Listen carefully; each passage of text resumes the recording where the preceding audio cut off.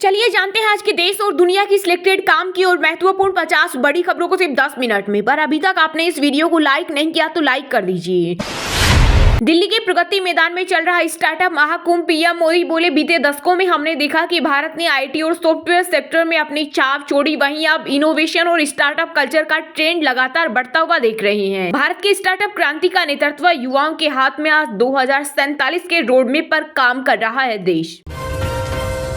Note गिनते गिनते गर्म हो जाती हैं मशीनें और ये लोग ईडी के छापों पर सवाल उठाते हैं। केंद्रीय गृह मंत्री अमित शाह ने भ्रष्टाचार करने वाले विपक्षियों को लिया आड़े हाथ। कहा, भ्रष्टाचार पर कठोर कार्रवाई ही होगी और इसमें शामिल लोग जल्द ही जेल की सलाखों के पीछे होंगे, ये मेरा जनता से वादा है।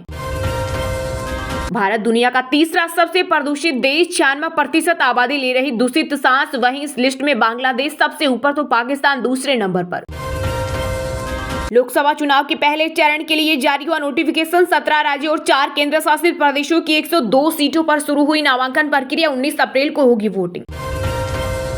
यूपी के बदायूं में नाई ने 2 बच्चों की उस तरह से गला काटकर की हत्या। पुलिस ने मुख्य आरोपी को इनकाउंटर में किया ढेर। शहर में तनाव की स्थिति, पुलिस ने निकाला flag march. Sapa supremo Akhilesh Yadav ने सीएम योगी को लिया आड़े हाथ। कहा, नाकामी का नतीजा है।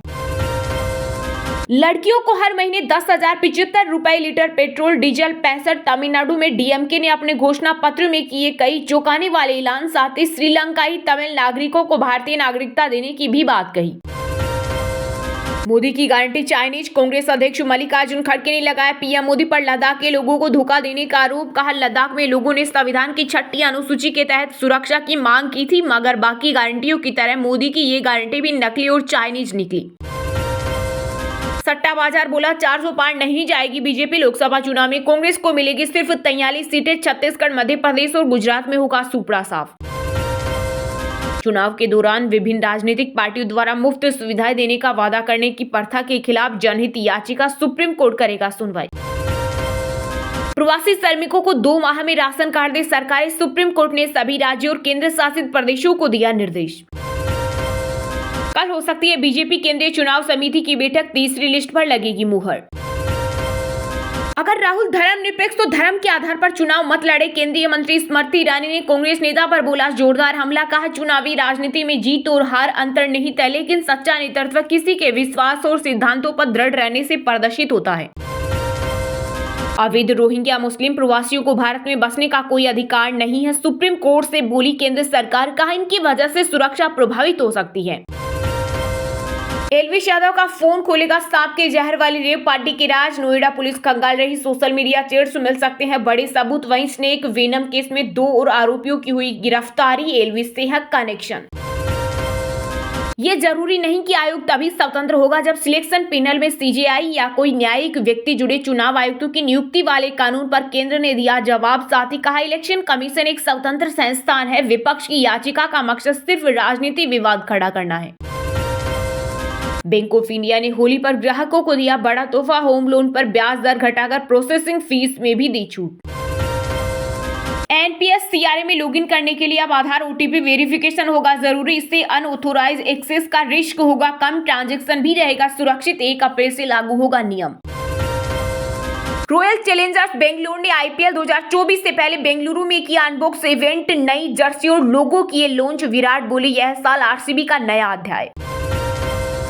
एक रंग के ड्रेस पहनेंगे वेज और non veg delivery boy. Zomato के सीईओ दीपेंद्र गोयल बोले, अलग ड्रेस से हो सकता था भेदभाव, सभी लाल टी शर्ट पहनेंगे।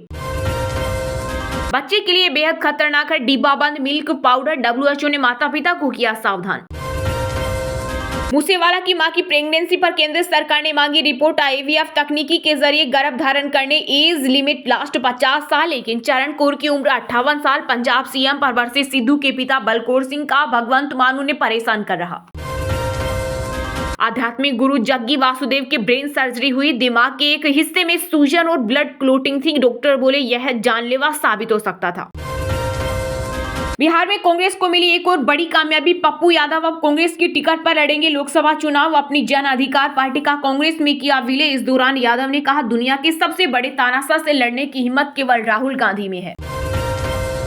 कांग्रेस की सीडब्ल्यूसी मीटिंग में फाइनल हुए बंगाल की 12 लोकसभा सीटों के नाम। इनमें नेता प्रतिपक्ष अधीर रंजन चौधरी का नाम पक्का। वहीं टीएमसी सभी 42 सीटों पर उतार चुकी है अपने उम्मीदवार।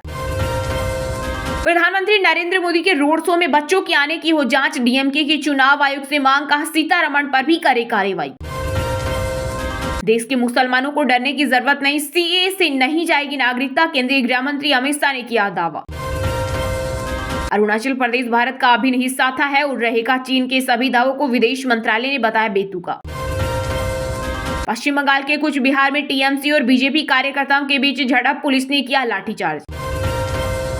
बिहार में शिक्षक भर्ती परीक्षा रद्द, पेपर लीक के बाद लिया गया फैसला, बाद में होगा नई तारीख का ऐलान। लखनऊ में 17 मई तक धारा 144 लागू, चुनाव, रमजान और होली के चलते लिया गया फैसला। केस वापस नहीं लिया तो बम से उड़ा देंगे, श्री कृष्ण जन्मभूमि मथुरा शाही ईदगाह विवाद के मुख्य पक्षकार को मिली धमकी, एफआईआर हुई दर्ज। बेटी मालती को गोद में लिया अयोध्या पहुंची बॉलीवुड की देशी गर्ल प्रियंका चोपड़ा, पति निक जोनास संग किए रामलला के दर्शन। राष्ट्रपति द्रौपदी मुर्मू ने किया पशुपति पारस का इस्तीफा स्वीकार, केंद्रीय मंत्री किरण रिजिजू को मिली खाद्य प्रसंस्करण की जिम्मेदारी। शराब घोटाले में ईडी के सभी समन के खिलाफ हाईकोर्ट पहुंचे दिल्ली के सीएम अरविंद केजरीवाल, लगाई याचिका। विदेशों में भी चलती है मोदी की गारंटी, विदेश मंत्री एस जयशंकर ने कहा देश में गौरव की भावना पहले से ज्यादा, लोगों का भरोसा भी बढ़ा। जुमे के दिन नेहरू मतदान, चुनाव आयोग से कांग्रेस ने किया केरल में वोटिंग की तारीख बदलने का आग्रह। पर इससे पहले अभी तक आपने इस वीडियो को लाइक नहीं किया तो लाइक कर दीजिए। सट्टा बाजार बोला 400 पार नहीं जाएगी बीजेपी, लोकसभा चुनाव में कांग्रेस को मिलेगी सिर्फ 43 सीटें, छत्तीसगढ़, मध्य प्रदेश और गुजरात में होगा सुपड़ा साफ। जी लोकसभा चुनाव 2024 का आगाज हो चुका है। पहले चरण के चुनाव के लिए नामांकन प्रक्रिया शुरू हो चुकी है। इंडिया अलायंस केंद्र में सरकार बनाने और भाजपा 400 प्लस सीटें जीतने का दावा कर रही है। इन सबके बीच देश में सट्टा बाजार भी गर्म है, हालांकि उसने दोनों ही दावों को नकार दिया है। सट्टा बाजार के जानकार कहते हैं कि भाजपा एक तरफ जीतेगी, लेकिन 543 में से 331 सीटें ही खाते में आएगी। वही सरकार बनाने का दावा कर रही कांग्रेस 43 सीट पर सिमटेगी। इससे पहले 9 मार्च को सट्टा बाजार ने भाजपा को 332 सीटें मिलने का दावा किया था। सट्टा बाजार का दावा है कि छत्तीसगढ़ में कांग्रेस का सुपड़ा साफ हो गया है। पिछले चुनाव में 2 सीटें बस्तर और कोरबा जीतने वाली कांग्रेस इस बार 0 पर रहेगी। वहीं भाजपा सभी 11 सीटों पर जीत दर्ज करेगी। फिलहाल कांग्रेस ने अभी 6 सीटों पर ही अपने प्रत्याशी घोषित किए हैं। छत्तीसगढ़ के अलावा बीजेपी को गुजरात में 26 सीट, राजस्थान में 23-25 सीट, मध्य प्रदेश में 29 सीट, उत्तराखंड में 5, दिल्ली में 7 और हिमाचल प्रदेश में 4 सीट मिल रही है। दरअसल लोगों का चुनाव के रुझान और परिणाम में दिलचस्पी देखते हुए सट्टोरिये और दलाल सक्रिय हुए और सोशल मीडिया प्लेटफॉर्म का इस्तेमाल करके पूरा नेटवर्क बनाया। सट्टा बाजार से जुड़े लोग दावा करते हैं कि चुनाव का सटीक अनुमान बनाने के लिए वे ग्राउंड रिपोर्ट पर भी काम करते हैं। भारत के स्टार्टअप क्रांति का नेतृत्व युवाओं के हाथ में, पीएम मोदी ने नई दिल्ली के भारत मंडपम में किया स्टार्टअप महाकुंभ का उद्घाटन, कहा 2047 के रोडमैप पर काम कर रहा देश। जी हां, प्रधानमंत्री नरेंद्र मोदी ने नई दिल्ली के भारत मंडपम में स्टार्टअप महाकुंभ का उद्घाटन किया। इस दौरान उन्होंने कार्यक्रम को भी संबोधित किया। पीएम मोदी ने कहा देश आज 2047 के विकसित भारत के रोडमैप पर काम कर रहा है। इसी समय में स्टार्टअप महाकुंभ का बड़ा महत्व है। पीएम मोदी ने स्टार्टअप महाकुंभ को संबोधित करते हुए कहा कि बीते दशकों में भारत ने आईटी और सॉफ्टवेयर सेक्टर में अपनी छाप छोड़ी है। अब हम भारत में इनोवेशन और स्टार्टअप कल्चर का ट्रेंड लगातार बढ़ता हुआ देख रहे हैं। उन्होंने कहा कि स्टार्टअप लॉन्च तो बहुत लोग करते हैं, राजनीति में ये तो बहुत ज्यादा होता है और बार बार लॉन्च करना पड़ता है। आप में और उनमें फर्क ये है कि आप लोग प्रयोगशील होते हैं। एक अगर लॉन्च नहीं हुआ तो तुरंत दूसरे पर चले जाते हैं। स्टार्टअप महाकुंभ में पीएम मोदी ने आगे कहा कि भारत आज अगर ग्लोबल स्टार्टअप स्पेस के लिए नई उम्मीद, नई ताकत बनकर उभरा है तो इसके पीछे एक सोचा समझा विजन रहा है। भारत ने सही समय पर सही निर्णय लिए, सही समय पर स्टार्टअप को लेकर काम शुरू किया। भारत की स्टार्टअप क्रांति का नेतृत्व आज देश के छोटे शहरों के युवा कर रहे हैं। मुझे खुशी है कि आज agriculture, textile, medicine, transport, space और यहां तक कि योग और आयुर्वेद के स्टार्टअप भी शुरू हो चुके हैं। पीएम मोदी ने कहा कि अंतरिक्ष के 50 से अधिक सेक्टर्स में भी भारत के स्टार्टअप बहुत अच्छा काम कर रहे हैं। हमारे स्टार्टअप अंतरिक्ष शटल लॉन्च करने में लगे हैं। भारत की युवा शक्ति का सामर्थ्य आज पूरी दुनिया देख रही है। इस सामर्थ्य पर भरोसा करते हुए देश ने स्टार्टअप इकोसिस्टम निर्माण की तरफ अनेक कदम उठाए हैं। पीएम मोदी ने कहा अब हम एआई तकनीक से जुड़े एक नए युग में है। मैं एआई की काफी मदद लेता हूं। जब चुनावी अभियान में भाषा की बात आती है तो मैं एआई का सहारा लेकर हर भाषा में लोगों तक अपनी बात पहुंचाता हूं। लोकसभा चुनाव के पहले चरण के लिए जारी हुआ नोटिफिकेशन, 17 राज्यों और 4 केंद्र शासित प्रदेशों की 102 सीटों पर शुरू हुई नामांकन प्रक्रिया। 19 अप्रैल को होगी वोटिंग।